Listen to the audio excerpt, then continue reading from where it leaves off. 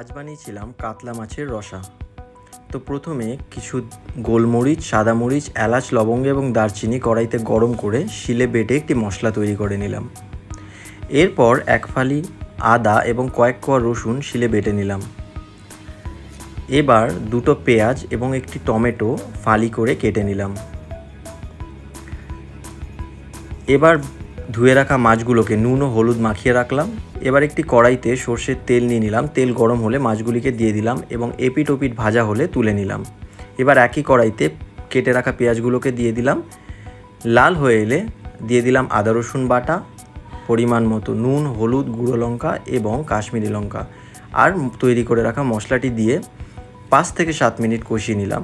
তারপর দিয়ে দিলাম টমেটোগুলো, দিয়ে আরও 10 মিনিট কষানোর পর মশলা থেকে তেল ছেড়ে দিলে তাতে দিয়ে দিলাম 4 থেকে 4.5 কাপ মতো জল, এবং জল দেওয়ার পর ফুটতে শুরু করলে দিয়ে দিলাম মাছগুলোকে এক এক করে এবং গ্যাস অফ করে ঢাকনা বন্ধ করে দিলাম 10 মিনিটের জন্য।